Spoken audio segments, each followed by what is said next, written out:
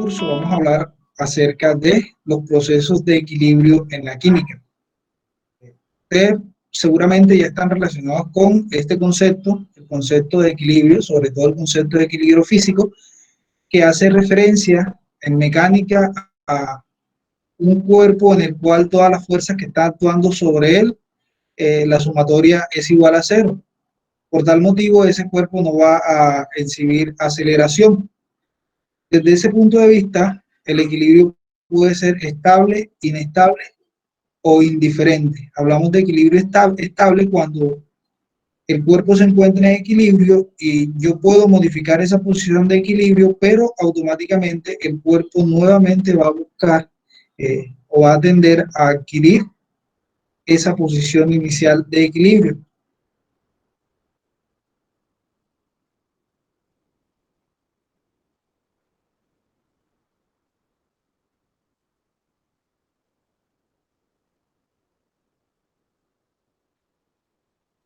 Hablamos de equilibrio inestable cuando el cuerpo se encuentra en equilibrio, pero si por cualquier motivo ese equilibrio llegase a romperse, no va a ser capaz de regresar a esa posición inicial de equilibrio. ¿Listo?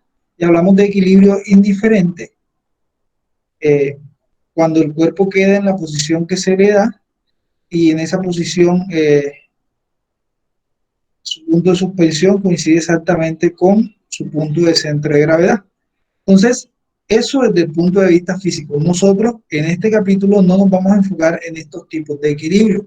Vamos a hablar de unos equilibrios a los cuales se les llama equilibrios dinámicos. Los equilibrios dinámicos básicamente ocurren o se dan cuando dos procesos contrarios están ocurriendo de forma simultánea, como por ejemplo, acá hay una situación donde se presenta un equilibrio dinámico, es el proceso de vaporización de las moléculas de un líquido que se encuentra en su superficie y al ganar energía cinética, producto del calor que van absorbiendo del medio, son capaces de romper las fuerzas de tensión superficial que existen en el líquido y pasar al estado gaseoso, o sea, vaporizarse. Una vez ha transcurrido un tiempo, esas mismas moléculas que se vaporizan al chocar contra las paredes de del recipiente y al chocar entre ellas mismas empiezan a perder esa energía que se había ganado y empiezan a condensarse. Entonces tenemos aquí que están ocurriendo dos procesos contrarios de forma simultánea. En este caso, el proceso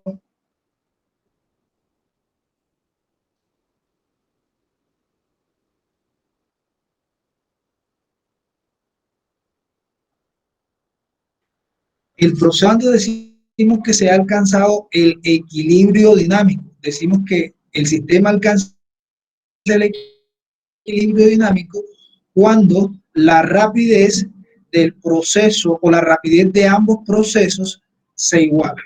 ¿Listo? Inicialmente hay una rapidez de evaporación que va disminuyendo con el tiempo, posteriormente va a haber una rapidez de condensación que va a ir aumentando, ¿cierto? Y llegará el momento en el que la rapidez de condensación se va a hacer igual a la rapidez de evaporación. En ese momento hablamos de equilibrio dinámico. Entonces, en los procesos de equilibrio dinámicos, este se alcanza cuando la rapidez en esos dos procesos contrarios que están ocurriendo de forma simultánea se iguala. ¿Listo? Entonces, en ese momento, nosotros decimos que se ha alcanzado el equilibrio. Un sistema físico puede alcanzar equilibrio dinámico. En este caso estamos trabajando con propiedades físicas, ¿cierto? La vaporización y la condensación son dos cambios físicos. Pero cuando nosotros trabajamos con sistemas químicos en donde hay cambios en la estructura interna de la materia, es decir, con reacciones químicas, también se pueden llegar a establecer procesos de equilibrio dinámico, que son los que a nosotros particularmente nos interesan. Específicamente cuando se dan esos procesos de equilibrio dinámico en la química. Se dan cuando llama reacciones reversibles,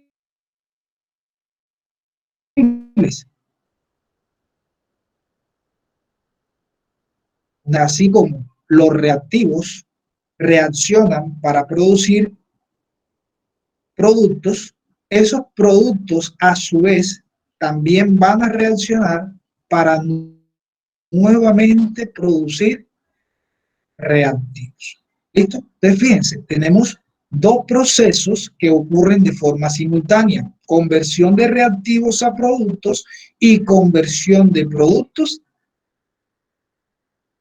a reactivos. Y se puede alcanzar ese equilibrio dinámico. Por ejemplo, acá tenemos el ejemplo, la reacción de conversión el tetraóxido de nitrógeno a dióxido de nitrógeno, en donde así como el reactivo se convierte en producto, el producto a su vez también se puede convertir en reactivo.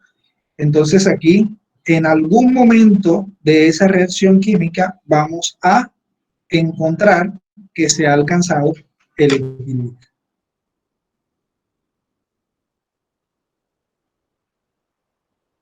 Jóvenes, ¿me están escuchando? ¿Me estoy haciendo entender?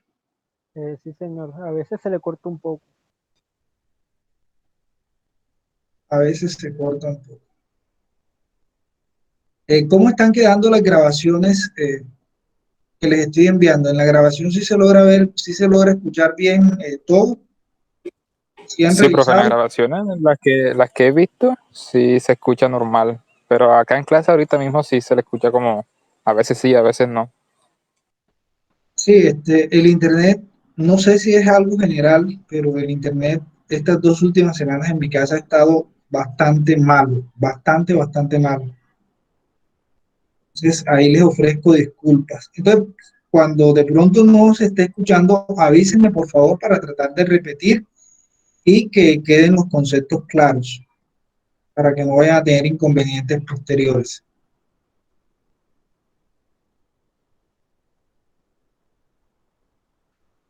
Bien, entonces, vamos a estar hablando en este capítulo de reacciones químicas reversibles. ¿Cómo identifico yo que estoy frente a una reacción química reversible? Porque va a aparecer una doble flecha. En toda reacción química donde ustedes observen esta doble flecha, eso va a indicar que la reacción química es reversible. Algunas veces también se puede representar de esta forma. No dos flechitas, sino una sola flecha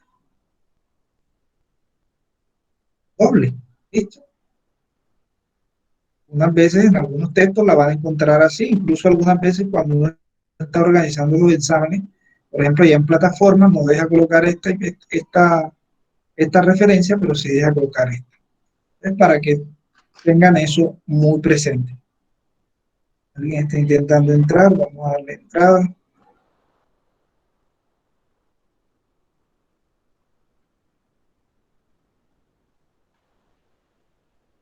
Bien, entonces ya debe estar claro que como esto es un proceso de equilibrio dinámico, el equilibrio se va a alcanzar cuando la velocidad o más bien la rapidez en sentido de producción de reactivos se iguale con la rapidez en sentido de eh, producción, perdón, en la rapidez en sentido de producción de productos se iguale con la rapidez en sentido de obtención nuevamente de reactivos. ¿Listo? Entonces, para nosotros, para que esté claro la terminología usada, cuando hablemos de sentido directo,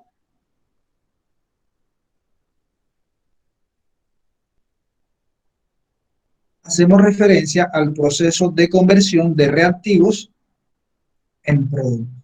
¿Listo? Entonces, es muy común que se hable de que en la reacción en sentido directo, entonces sería la reacción normal, reactivos producen productos. Y cuando hablemos de reacción en sentido inverso, entonces estamos haciendo referencia a la conversión de productos en reactivos. Recordemos que los dos procesos en este tipo de sistemas van a estar ocurriendo de forma simultánea. ¿Listo?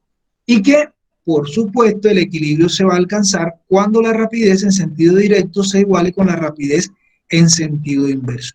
¿Y cuándo ocurre eso? Eso va a ocurrir cuando las concentraciones de reactivos y productos permanezcan constantes. ¿Listo? Esa es la otra clave que nosotros tenemos para reconocer el momento en el cual un sistema químico alcanza ese equilibrio dinámico. Entonces, las concentraciones de reactivos y las concentraciones de productos van a permanecer constantes con el tiempo una vez esas rapideces en sentidos, esa rapidez en sentido directo se iguale con la rapidez en sentido inverso.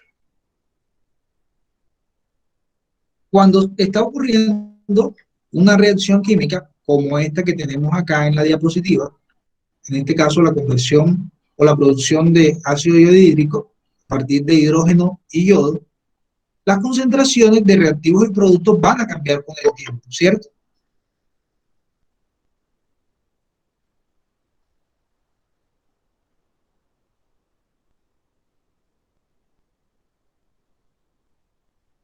Entonces, fíjense, inicialmente o antes de que la reacción haya iniciado, yo voy a tener una concentración de hidrógeno y una concentración de yodo que va a estar dado obviamente por las cantidades iniciales que yo tenga de cada uno de ellos. En este tipo de gráficas se evalúa la concentración versus el tiempo.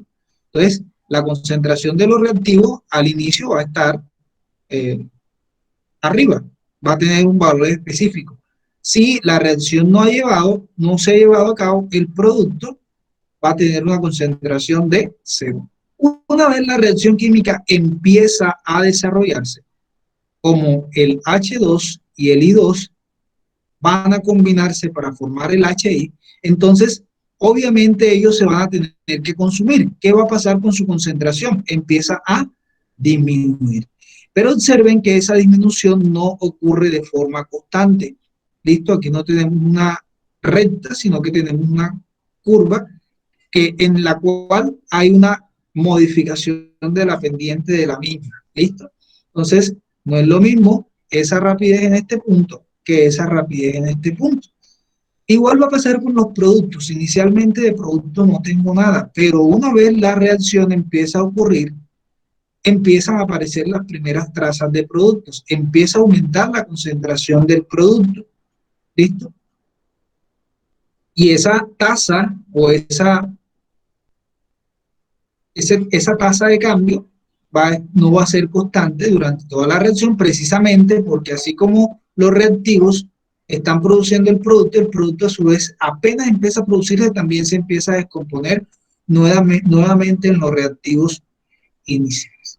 Pero observen que después de cierto tiempo, al cual se le conoce como tiempo de equilibrio, que vendría siendo esta región de acá, de cierto tiempo, entonces,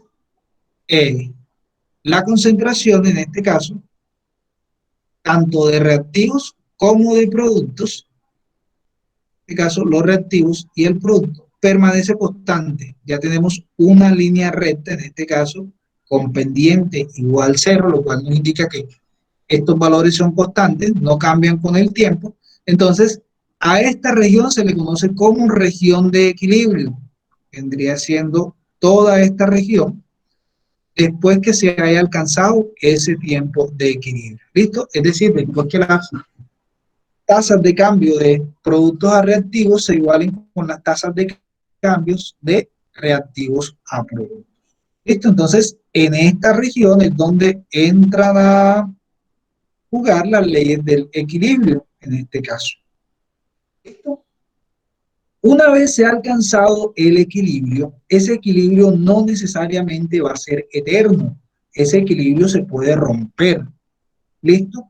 Posteriormente nosotros vamos a ver qué pasa una vez que se rompe el equilibrio de un sistema que ya había alcanzado ese proceso de equilibrio. Entonces, más adelante veremos que el sistema va a buscar nuevamente ese estado de equilibrio a como dé lugar. ¿Listo? Entonces, continuamos. En cualquier reacción química, yo puedo establecer lo que se conoce como la ley de acción de masas, que lo vamos a representar con la letra Q. Esa ley de acción de masas va a estar dado por un cociente en el cual en el numerador nosotros vamos a ubicar las concentraciones de los productos en la reacción, cada una de esas concentraciones elevadas a su coeficiente estequiométrico. El producto de las concentraciones de los productos, valga la redundancia, cada una de ellas elevada a sus coeficientes estequiométricos, mientras que en el denominador se va a colocar el producto de las concentraciones de los reactivos, cada uno de ellos elevados a su coeficiente estequiométrico. Entonces, en esta reacción hipotética que tenemos acá, las letras minúsculas representan los coeficientes estequiométricos, las letras mayúsculas representan una sustancia. Entonces, mis dos productos son C y D.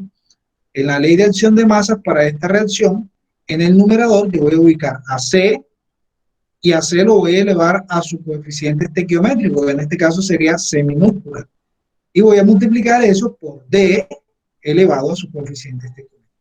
Mientras que en el denominador voy a colocar a los reactivos. A elevado a su coeficiente, A minúscula, multiplicado por B elevado a su coeficiente, en este caso, B minúscula. ¿Listo? Para cualquier reacción química que nosotros estemos tratando, sea o no de equilibrio, en el transcurso que la reacción va ocurriendo y los reactivos se están convirtiendo en productos, es decir, antes de que se haya alcanzado el equilibrio, esa ley de acción de masa va a tener distintos valores, porque obviamente las concentraciones de reactivos y productos van a estar cambiando con el tiempo. ¿Listo? Entonces aquí va a influir tanto la estequiometría de la reacción con los coeficientes estequiométricos que deben ir colocados acá de forma explícita y vienen siendo las potencias a las que voy a elevar cada una de las concentraciones, como de los valores de concentración en esos instantes de tiempo. ¿Listo? Pero llega un momento en el cual las concentraciones permanecen constantes y ese momento es cuando la reacción química ha alcanzado ese estado de equilibrio. Entonces, si las concentraciones no se modifican con el tiempo, Q, cuando se haya alcanzado el proceso de equilibrio, va a adquirir un valor determinado que no se va a modificar con el tiempo siempre y cuando el sistema permanezca en equilibrio y esas concentraciones no cambien. ¿Listo? Entonces, en el equilibrio, Q tendrá un valor constante. Por fuera del equilibrio, Q va a tener valores distintos dependiendo del instante de tiempo en el cual se determina. Ahora, toda reacción... Una pregunta. O sea, eso se da siempre en las ecuaciones también cuando va en sentido directo la reacción. Porque ahí claro, como... en sentido... tanto en sentido directo como en sentido inverso. Siempre que las concentraciones estén cambiando, que es antes de que se haya alcanzado el equilibrio o antes de que haya finalizado la reacción, en caso tal de que la reacción no fuera de equilibrio, las concentraciones van a cambiar tanto de reactivos como productos y la ley de acción de masa va a tener valores diferentes. Q, si yo la mido, vamos a suponer que en este instante fueran 10 segundos. Si yo mido Q a 10 segundos, seguramente me va a dar diferente a este punto de aquí, que sean 300 segundos, por decir algo. ¿Listo? Y seguramente este valor va a ser diferente a este acá, suponiendo que acá fueran 400 segundos. Pero, como ya aquí se alcanzó el equilibrio, si yo mido Q acá en 500 segundos, por decir algo, este Q debe ser exactamente igual a este Q de acá, porque las concentraciones tanto de reactivos como productos no van a cambiar en esos instantes. Por lo tanto, el valor de Q tampoco lo hará. Ahora, todo proceso de equilibrio va a estar caracterizado por una constante termodinámica que se llama constante de equilibrio.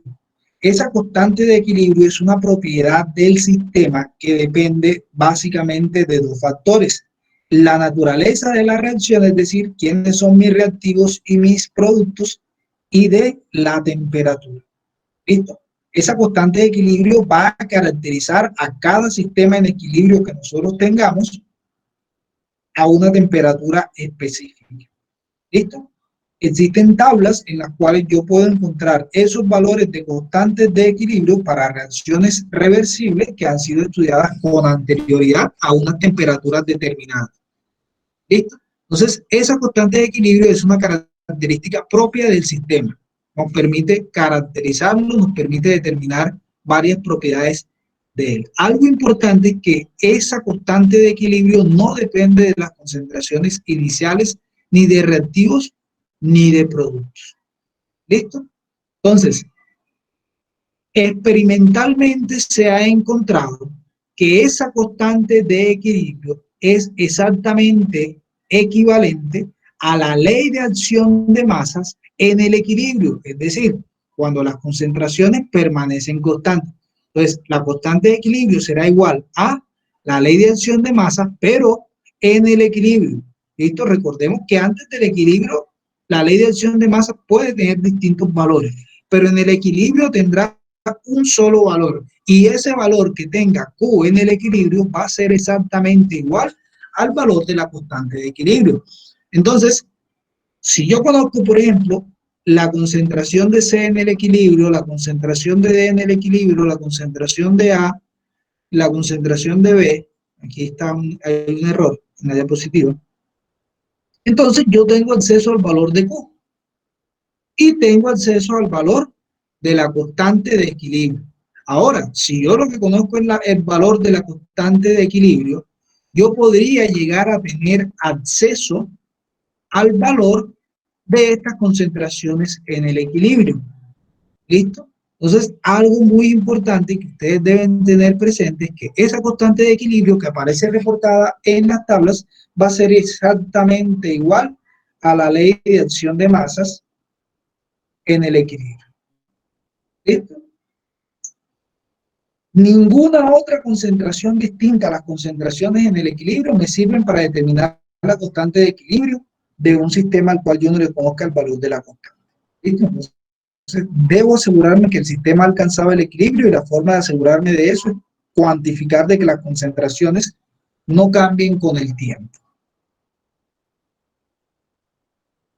La ley de acción de masas para sistemas homogéneos en fase gaseosa, yo la puedo expresar en términos de las presiones parciales de cada uno de los reactivos y productos que están ahí, teniendo en cuenta que la presión de un gas es directamente proporcional a su número de moles. ¿Listo? Por lo tanto, también va a ser directamente proporcional a la concentración del gas, que es lo que se expresa en la ley de acción de masa normal. Entonces, en el equilibrio, esa ley de acción de masa en función de la temperatura va a llamarse U sub P y va a ser igual a la constante de equilibrio, pero en función de las presiones, que no necesariamente va a ser igual a K sub C. Se puede demostrar que K sub P va a ser igual a K sub C, que multiplica a RT elevada a delta de N, siendo este delta de N la resta de la sumatoria de los coeficientes estequiométricos de los productos menos la sumatoria de los coeficientes estequiométricos de los reactivos. Entonces vamos a suponer que yo tengo esta reacción. 2A produce B más C. ¿Cuánto es N para esta reacción? Sería 1 más 1, el coeficiente de B es 1, el coeficiente de C es 1, menos 2, eso es 0. Entonces, cuando el valor de la sumatoria de los coeficientes estequiométricos de los reactivos es igual a de los productos, N es igual a 0, esto sería igual a 0, esto sería igual a 1 y K sub P es igual a K sub C. Si no se cumple eso, que ese delta N sea igual a 0, K sub P tendrá un valor y K sub C tendrá un valor. ¿Listo? estos valores de K sub P también yo los puedo encontrar reportados en las tablas y posiblemente si estamos resolviendo problemas de sistemas gaseosos en donde se involucren o sistemas de equilibrio donde se involucren gases, yo puedo trabajar con valores de K sub P o puedo trabajar con valores de K sub C, que sería la constante de equilibrio en función, o la constante de equilibrio normal, que se iguala a la ley de acción de masas en función de las concentraciones. ¿Listo? Ahora, algo también a tener en cuenta es que las reacciones químicas, de acuerdo al estado de agregación en el que se esté desarrollando en el que estén los reactivos o productos, pueden ser homogéneas o pueden ser heterogéneas. Hablamos de reacciones químicas heterogéneas cuando por lo menos una de las sustancias que se involucran en el sistema está en un estado diferente al resto de las sustancias. Cuando nosotros llevamos a cabo reacciones químicas de forma experimental, generalmente o se hacen en solución o se hacen en estado gaseoso, porque son mucho más rápidas que hacer reacciones en estado sólido o hacer reacciones en estado líquido, incluso muchas veces. ¿Listo? Entonces, si nosotros tenemos un sistema heterogéneo, vamos a suponer que yo tengo 2A gaseoso más B sólido, produce 2C gaseoso. Y yo voy a expresar, por ejemplo, K sub C para esta reacción. No voy a tener en cuenta aquellas sustancias que se encuentren en estado sólido o en estado líquido. Únicamente tendré en cuenta aquellas sustancias que se encuentren en estado gaseoso o en estado acuoso. En este caso, serían los productos, serían C al cuadrado, ¿listo? Recuerden que aquí siempre va a ir 2, entonces sería la concentración de C en el equilibrio al cuadrado sobre la concentración de A en el equilibrio al cuadrado, y esta, la concentración de B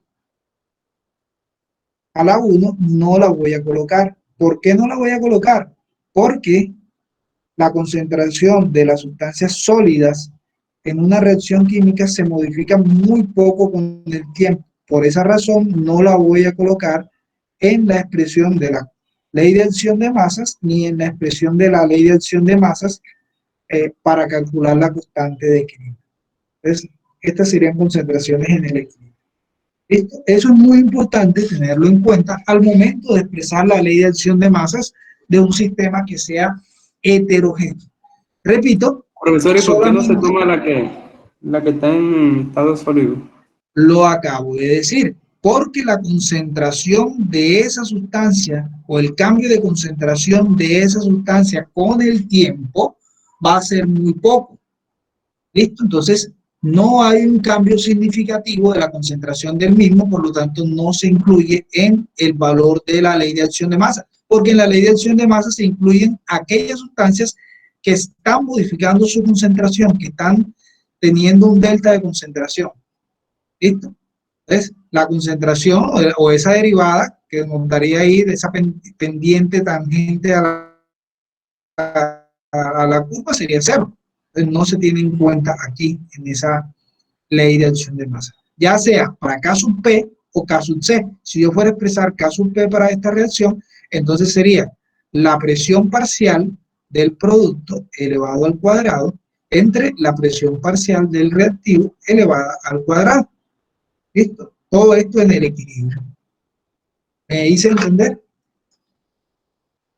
Entonces, hasta el momento lo que hemos visto es que tenemos sistemas químicos en donde ocurren procesos de equilibrio dinámico, porque así como hay un proceso en sentido directo, también hay un proceso en sentido inverso, en este caso la conversión de reactivos en productos y la conversión de productos en reactivos.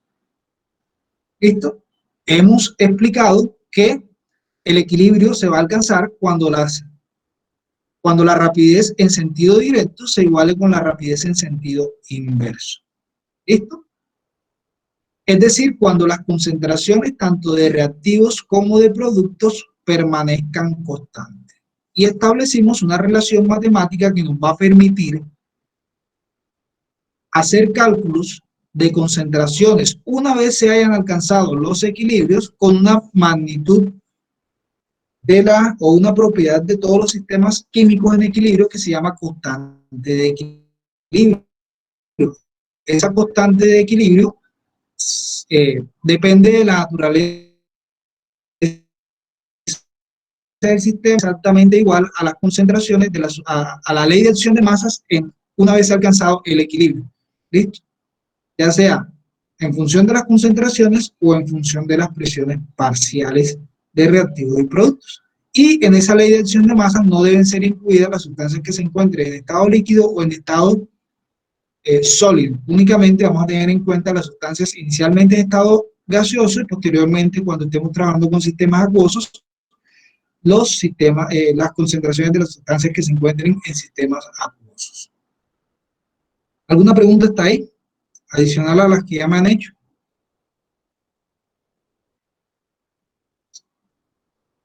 Bien, entonces vamos a avanzar. Ahora más adelante ya vamos a usar lo que es la constante K sub P, K sub C. Por ahora, miremos qué nos indica los valores de la constante de equilibrio. Entonces, cuando nosotros tenemos constantes de equilibrio que son mucho mayores a 1, esas constantes de equilibrio mucho mayores a 1 lo que nos indican es que las reacciones tienden más hacia la formación de productos que hacia la formación de reactivos, que es lo que yo espero cuando llevo a cabo una reacción química, ¿cierto? Si yo llevo a cabo, por ejemplo, yo tengo un negocio, una empresa, en donde sintetice un producto en particular a partir de una reacción química, yo lo que quiero es obtener productos, ¿cierto? Yo no voy a realizar la reacción para nuevamente obtener mis reactivos. Yo cuando realizo una reacción química es porque quiero llegar a los productos. Entonces, reacciones químicas con constantes de equilibrio bastante elevadas, que hay muchas, van a ser reacciones químicas que a pesar de que sean reversibles, van a tender hacia la formación de productos y son reacciones químicas que van a tener buenos porcentajes de eficiencia. Pero si tenemos reacciones químicas con constantes de equilibrio, mucho menores aún, que también hay, entonces vamos a tener reacciones químicas que van a tender más hacia la formación de reactivos, que a pesar de que se produzcan los productos, valga la redundancia, esa producción va a ser bastante baja, por lo tanto van a ser reacciones químicas que van a tener un porcentaje de eficiencia bastante pequeño, ¿listo? Entonces esa información nos la da a nosotros la constante de equilibrio.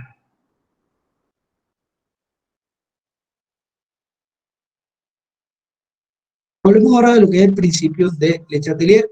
El principio de Le Chatelier nos da luces para determinar qué le sucede a los sistemas en equilibrio cuando algún agente externo llega y altera un proceso de equilibrio que ya se había alcanzado.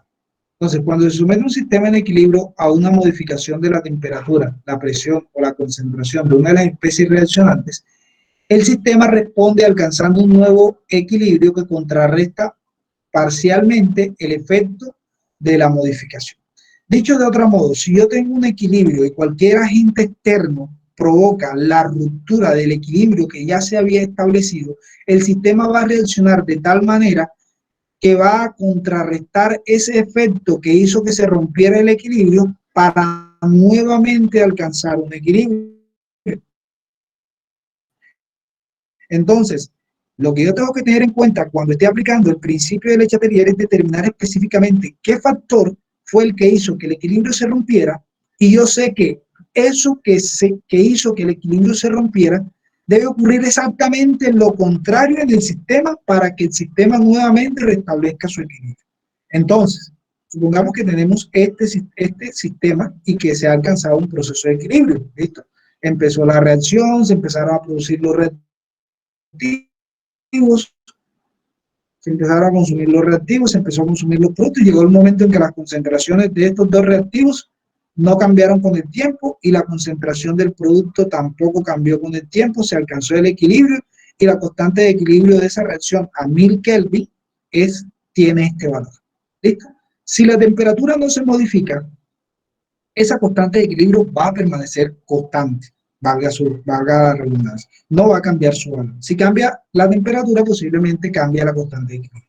Entonces, si yo modifico cualquiera de las concentraciones de un reactivo o de un producto, ya sea aumentando o disminuyendo ese valor de concentración, el sistema se va a desplazar de tal manera que va a contrarrestar ese efecto y va a establecer nuevamente el equilibrio. Entonces, si yo, por ejemplo, aumento la concentración, el sistema ya está en equilibrio, pero yo vengo y agrego más SO2.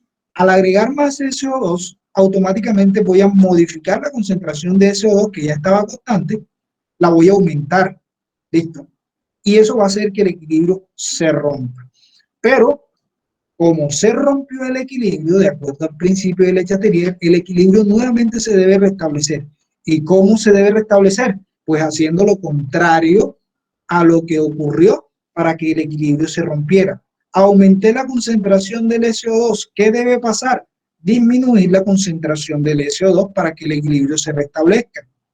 Ahora, yo debo tener muy claro hacia dónde aumenta la concentración de cada una de las especies que participan en la reacción y hacia dónde disminuyen esas concentraciones.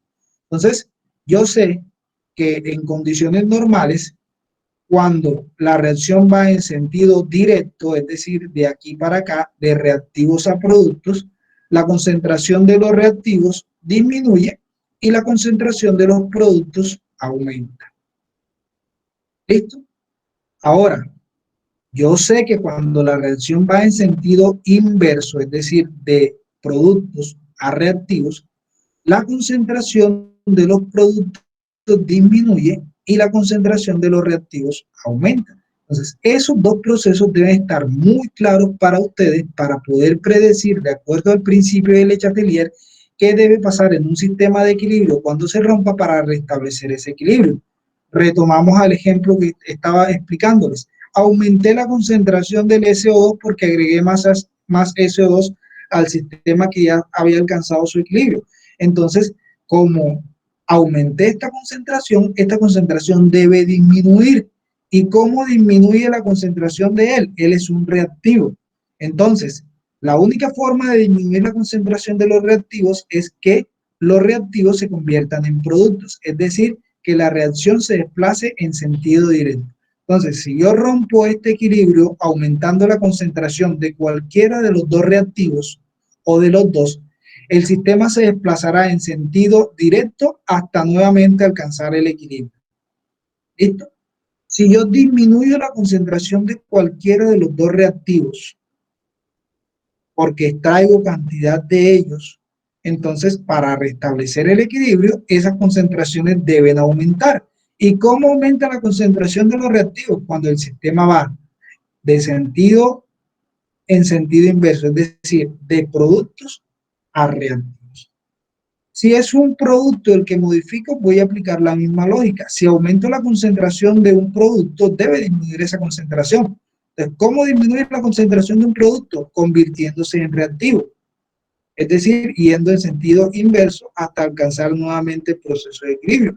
Y si lo que hago es extraer un producto, entonces, ¿cómo hago para aumentar la concentración de un producto? La única forma de aumentar la concentración de los productos sin aumentar, sin agregar más productos, es que los reactivos se conviertan en productos. Entonces, esta lógica deben tenerla muy presente ustedes para poder entender qué le pasaría y para poder responder qué le pasaría a un sistema que estaba en equilibrio y el equilibrio se rompe. Y esta misma lógica la vamos a aplicar cuando el equilibrio se rompa, no solamente por agregar o disminuir la concentración de cualquiera de los reactivos, sino también adicionar calor, modificar la temperatura o cambiar la presión de alguno de los componentes que hayan ahí.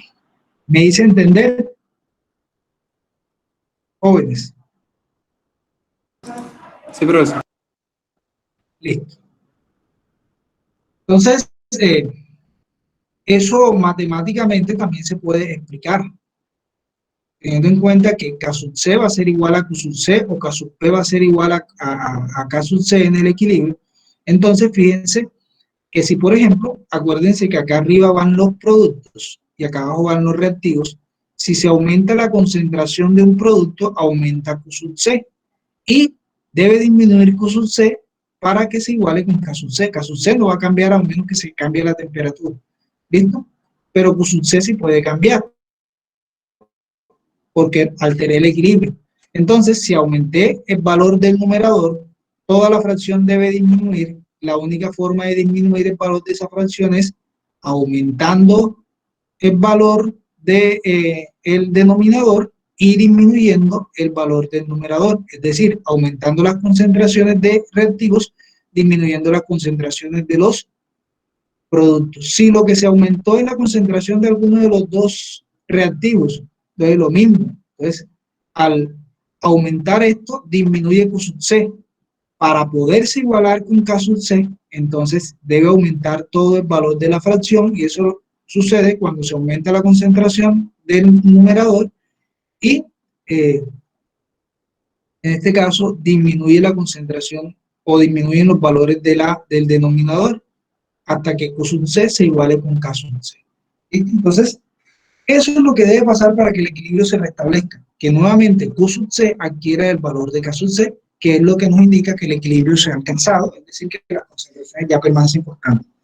Entonces, debo hacer un análisis en función de eso, cuantitativo o cualitativo, como lo hicimos en la vez anterior, para determinar hacia dónde se va a dirigir el equilibrio, ya sea porque adicione o extraiga un soluto o un reactivo o un producto en particular, es decir, aumente o disminuye la concentración de cualquiera de estas especies.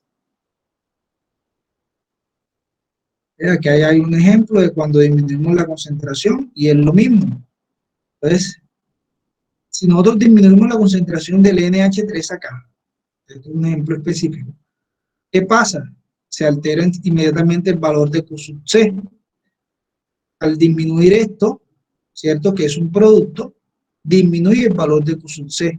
Tiene que aumentar el valor de Q sub C para alcanzar el valor nuevamente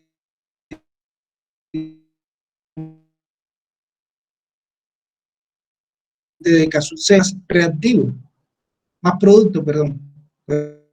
Pues, ¿cómo se producen los productos? Cuando la reacción va en sentido directo, es decir, de reactivo a producto. Entonces, para restablecer el equilibrio, la reacción debe desplazarse en sentido directo, es decir, hacia la formación de reactivos para que ese equilibrio se restablezca. Otro factor que puede modificar el equilibrio es la modificación de las presiones parciales o del volumen total del sistema en donde se está llevando a cabo esa reacción. Entonces, hay tres maneras en las que nosotros podemos modificar la presión de una mezcla en el equilibrio cuando la temperatura es constante. Añadiendo o extrayendo un reactivo o producto gaseoso, que eso equivale exactamente al mismo análisis que acabamos de hacer ahora con la concentración. Si yo añado un reactivo o producto, estoy aumentándole la presión parcial, estoy aumentándole la concentración. Aplicaría la misma lógica de antes. ¿Listo? Ya sea porque se aumente la concentración o porque se disminuye la concentración, eso va a ser equivalente a aumentar o disminuir la presión parcial de cualquier reactivo o producto de la reacción. Otra forma de modificar la presión de ese sistema es añadiendo un gas inerte a la mezcla, siempre y cuando el volumen permanezca constante. Eso no va a tener ningún efecto sobre el equilibrio, es decir, no lo va a alterar. Únicamente se va a alterar la presión total, pero al no alterarse las presiones parciales de los gases, no se van a afectar las concentraciones del sistema, de ninguno de los actores del equilibrio. Por lo tanto, Q sub C no se va a modificar y seguirá siendo igual a K sub C, o Q sub P no se va a modificar y seguirá siendo igual a K sub P, y el sistema seguirá permaneciendo en equilibrio.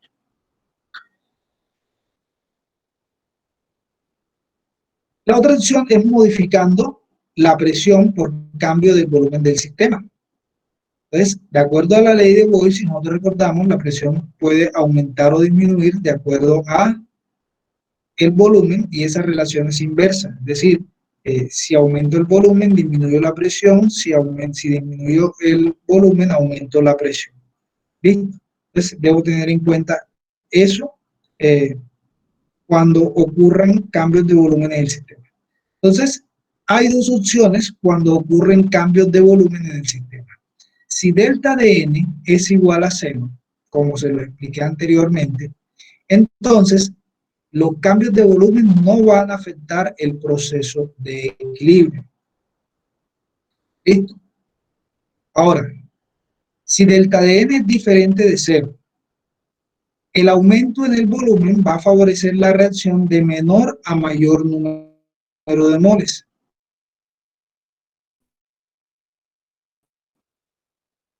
Y una disminución de volumen Profesor, se escucha va a entrecortado, no entiendo nada. favorecer la reacción de mayor.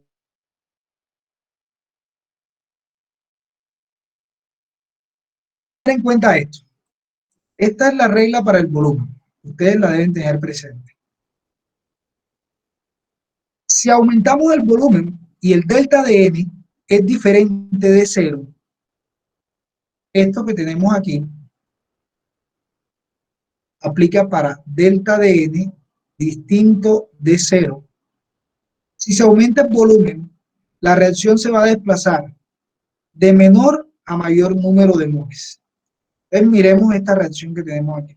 2SO2 más O2 produce 2SO3. ¿Cuántos moles tengo aquí? Aquí tengo 3, porque tendría 2 y 1, ¿cierto? 2 más 1, 3. Aquí tengo 2. ¿Listo? Si yo aumento el volumen, entonces esta reacción que tenemos acá va de menor a mayor número de moles. Irá en sentido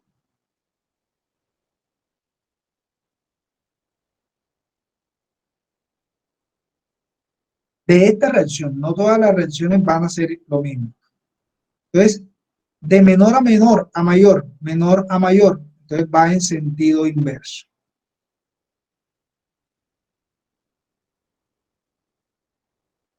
Si yo disminuyo el volumen de esta reacción, porque la cambié de recipiente o de reactor, al disminuir el volumen ya no va en sentido directo, en sentido inverso.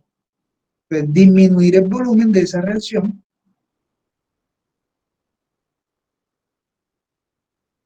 de esta, no de otra, producirá que, o va a producir que el sistema vaya en sentido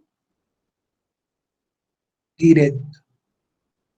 Es para aplicar los efectos del cambio de volumen sobre el equilibrio, debo tener en cuenta los coeficientes estequiométricos que hay aquí en reactivos y productos. Es decir, debo tener en cuenta el delta de n. Listo. En este caso, el delta de n para esta reacción es diferente de 0, porque aquí tengo 2 y aquí tengo 3. Listo. Entonces, dependiendo de la sumatoria de los coeficientes de los reactivos y los productos, el sistema se va a desplazar en sentido directo o inverso de acuerdo a esta regla que tenemos acá. Y eso pues tiene una explicación matemática. En este caso, va a tener que ver directamente sobre los valores del volumen, ¿cierto? Dependiendo de los exponentes a los que queden elevados de acuerdo a los coeficientes estequiométricos, este volumen en una ley de acción de masas puede quedar acá arriba o puede quedar abajo. Entonces eso va a tener un efecto directo sobre, en este caso, Q sub C o Q sub P. ¿Listo? Es algo a tener en cuenta siempre. ¿Sí me hice entender? ¿Sí sí lograron escuchar, mis jóvenes? Sí, ahora sí, profe. Listo. Y el último efecto a tener en cuenta cuando nosotros vamos a aplicar el principio de Le Chatelier es la temperatura. Modificar la temperatura va a tener un efecto directo sobre el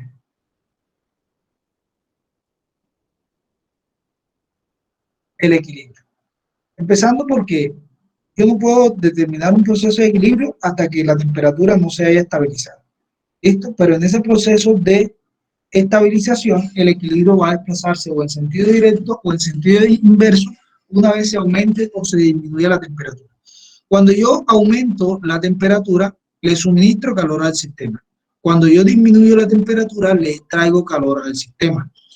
El efecto de la temperatura, es decir, de la adición o de la extracción de calor, la modificación de la temperatura sobre el equilibrio, va a depender directamente de la naturaleza que sea la reacción.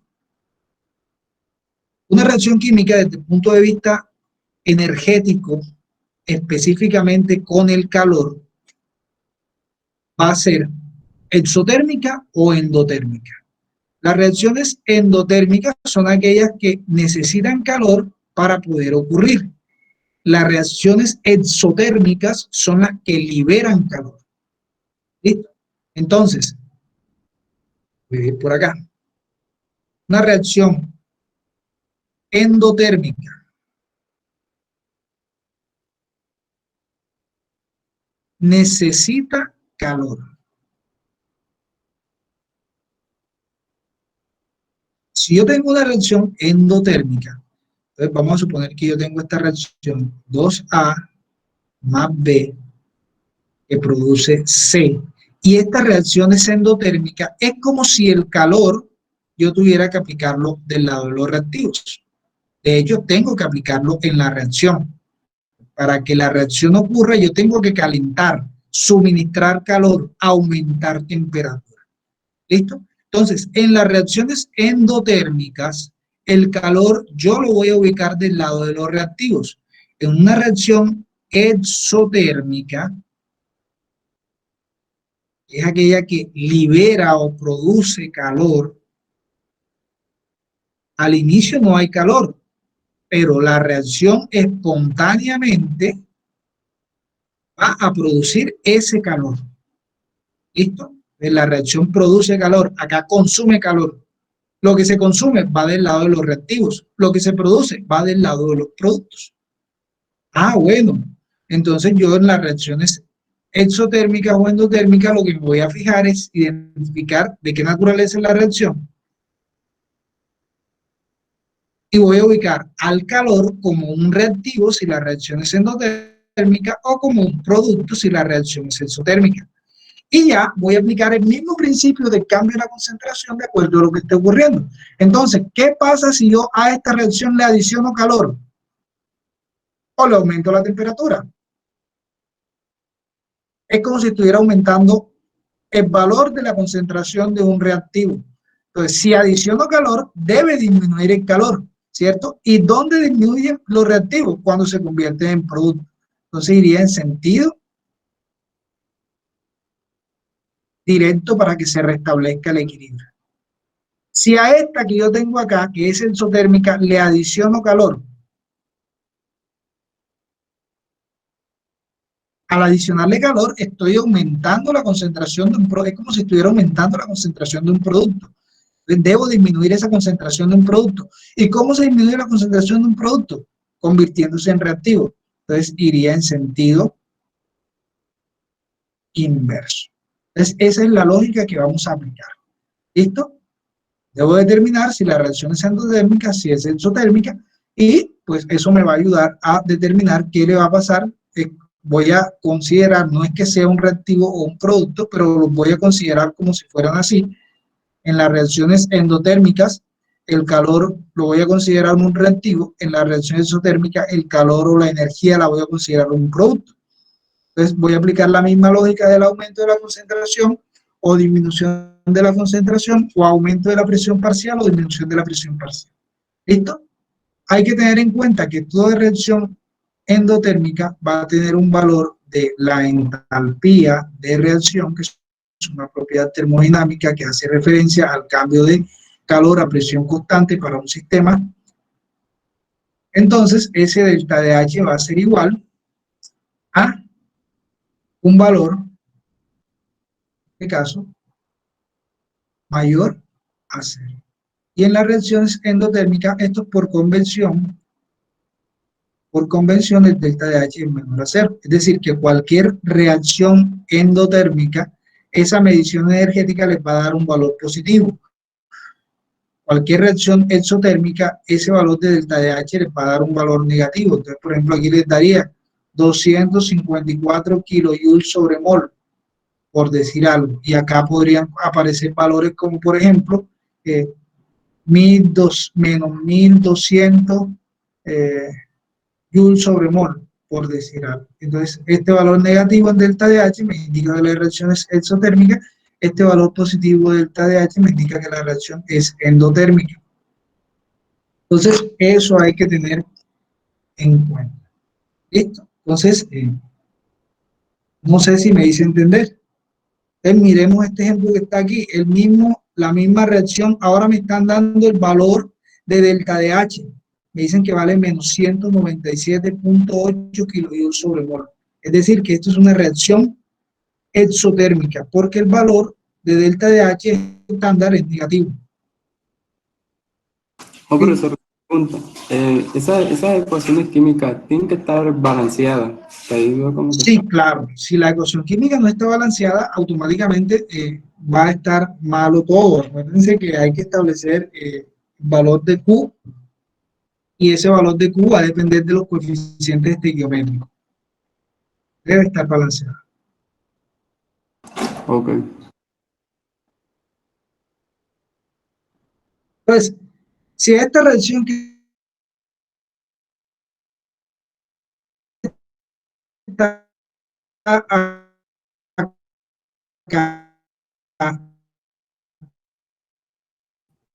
yo la caliento, esto digo inverso. Vamos a suministrar calor aquí. Vamos a aumentar la temperatura de esta reacción.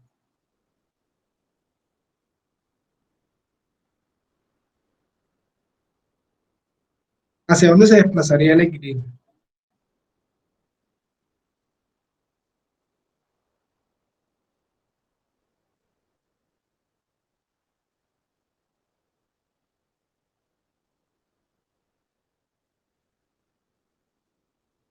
Entonces recuerden que esto, como es exotérmica, es como si aquí, además del SO3, se produjera, no es como si se produce calor de hecho, ¿listo? Solamente que en la ecuación estequiométricamente no va a tener un efecto, pero energéticamente sí. Entonces, esta reacción produce calor. Si yo aumento la temperatura, debo disminuir ese calor, ¿cierto? Estoy adicionando calor, debe consumirse calor, entonces la reacción iría en sentido inverso.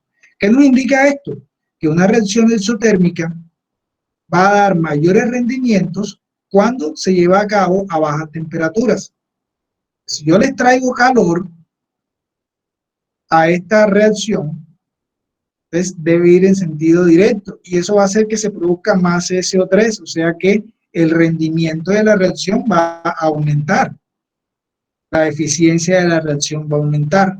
Entonces, estas reacciones o estos datos son muy importantes en la industria porque te dice cómo debe estar la temperatura para tú mejorar el rendimiento de tu proceso y en este caso obtener más SO3.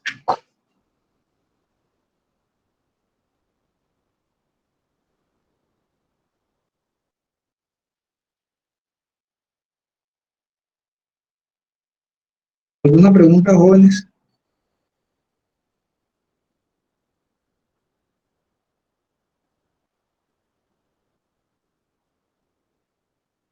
¿Todo claro?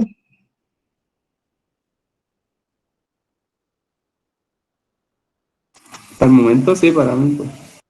Bien, vamos ahora rápidamente a hacer algunos problemas sencillos en donde apliquemos ya el concepto de constante de equilibrio y de concentraciones en equilibrio. Vamos a buscar un problemita que esté por acá. Vamos primero con los sencillos y después pues hacemos unos que tengan más.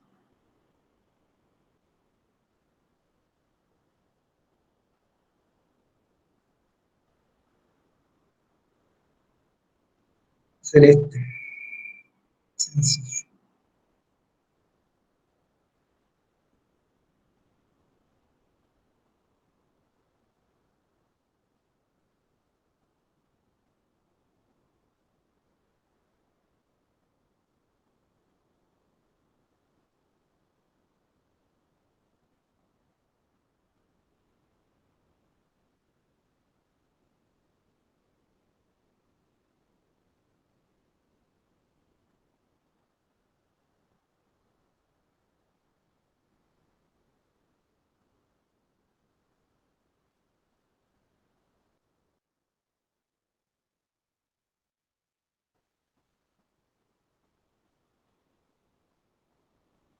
Entonces dice, la constante de equilibrio K sub C para la reacción, esta que nos dan aquí, es de 4.2 a 1650 grados centígrados.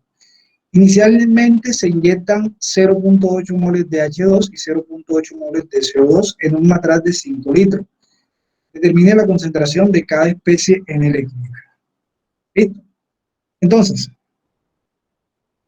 en este tipo de problemas hay que tener en cuenta que K sub C es igual a Q en el equilibrio. En este caso, Q sub C en el equilibrio.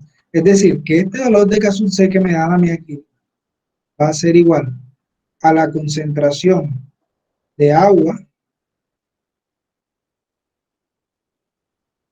elevada a la 1, está balanceada 2, 2, 1, 1, 2, 2, por la concentración de CO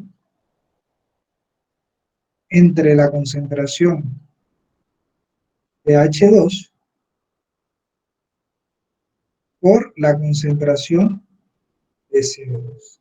Todo esto en el equilibrio, ¿listo? Todo esto en el equilibrio y en el equilibrio.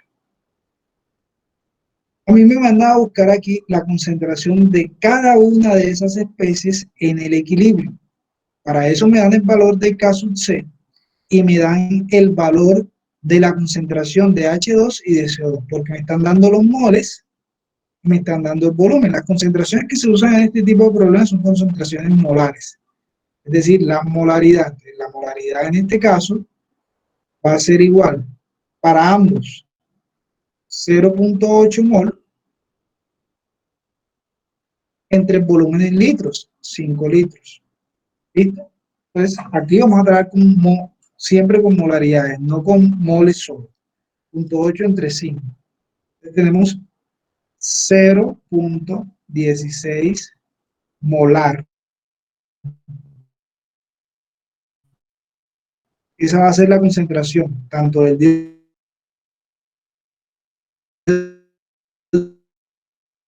de carbono como del... ¿Listo? Estas serían las concentraciones iniciales de estos problemas. Hay que tener en cuenta que estas reacciones se llevan a cabo en varias etapas.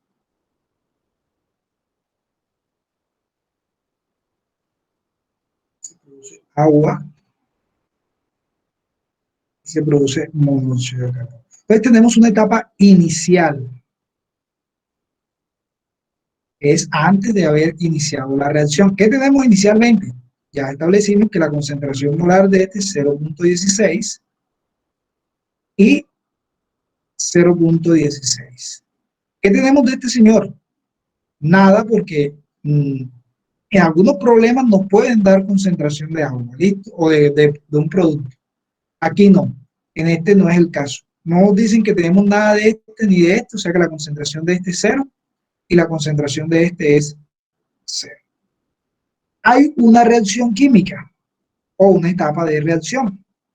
¿Listo? Antes de alcanzar el equilibrio, recuerden que las concentraciones se van a aumentar, la de los productos va a disminuir la de los reactivos. Pero nosotros no sabemos cuánto es ese valor que va a reaccionar de cada uno de ellos.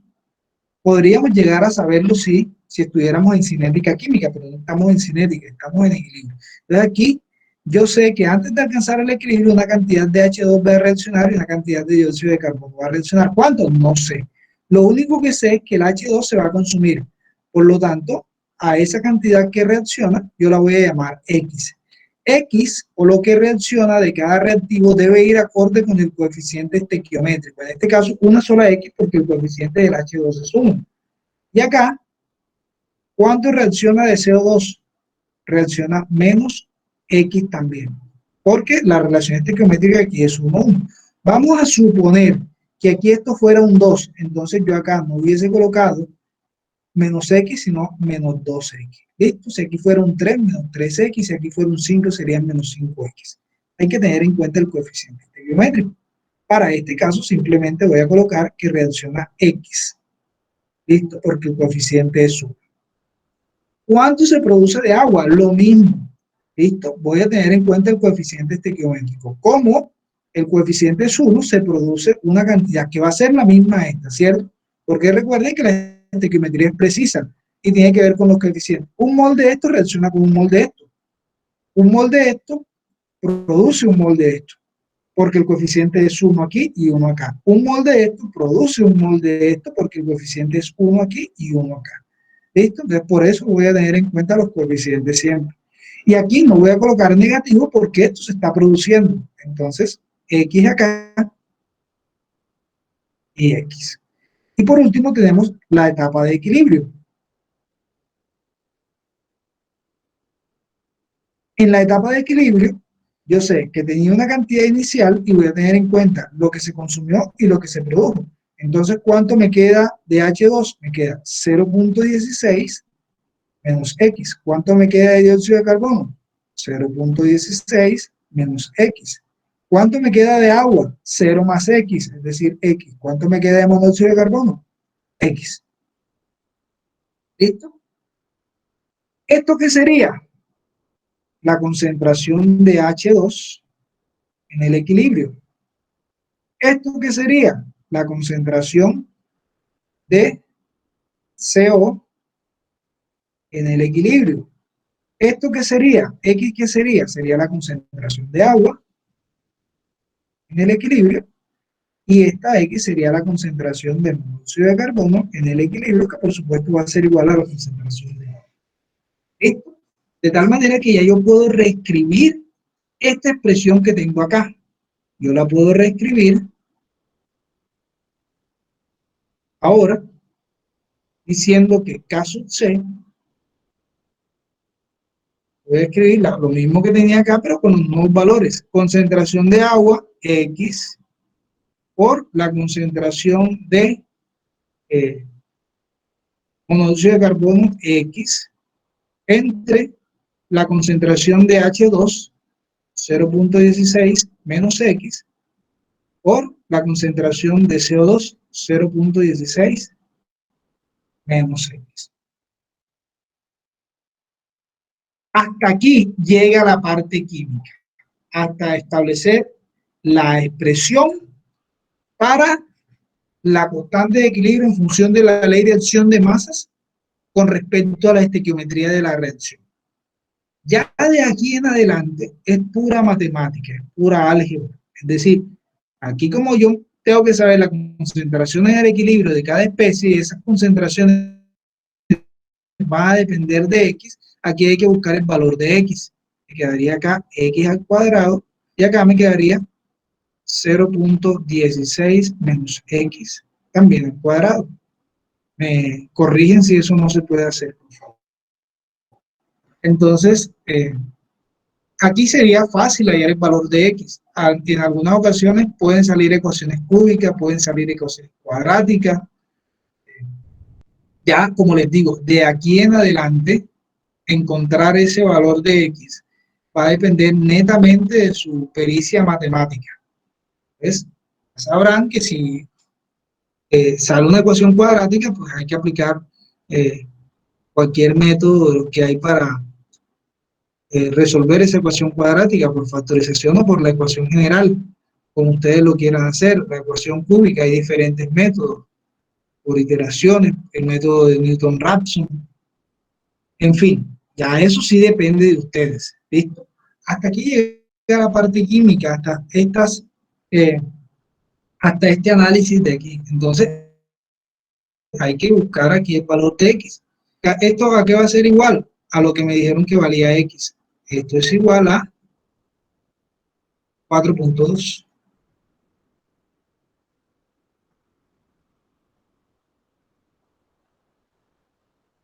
¿Listo?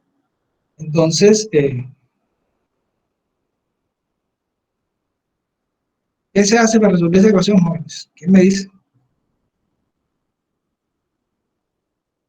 ¿Qué haríamos para resolver esta ecuación?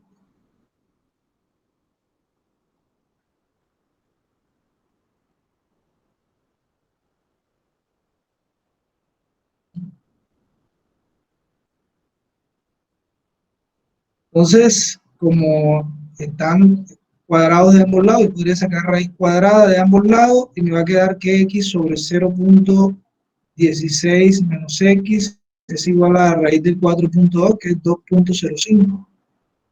Y ya de aquí es más fácil despejar x. Me quedaría que x es igual a 2.05 por 0.16, 0.328 menos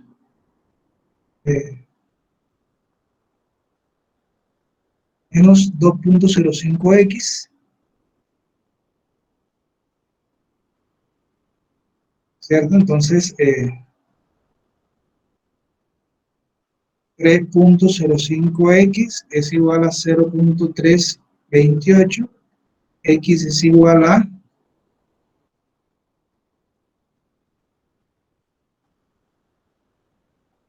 0.11.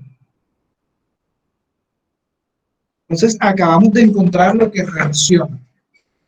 ¿Listo? Yo calculé el valor de x, espero no haberme equivocado. Espero no haberme equivocado en los cálculos. Vamos a ver. Tenemos cuadrado arriba y abajo. Podríamos sacar raíz cuadrada, ¿cierto? Eliminamos esos cuadrados con la raíz cuadrada. Esta es la raíz cuadrada de 2.05. Multiplico 2.0. Listo. Este vendría acá, sumando. Es x vale 0.11. Ya conseguí lo que reaccionó. Ya conseguí este valor. ¿Listo? Por lo tanto, puedo conseguir la concentración de H2, que sería la misma de CO, y esa X ya me daría la concentración de agua y de monóxido de carbono. Entonces, ¿qué es lo que me pregunta el problema? Determine la concentración de cada especie en el equilibrio. Cada una de las especies que están ahí. Las especies son los reactivos y productos. Entonces, la concentración de H2 en el equilibrio es 0.16 menos x, en este caso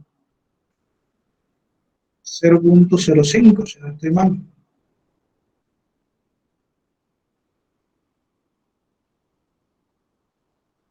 Y esta sería la misma concentración de CO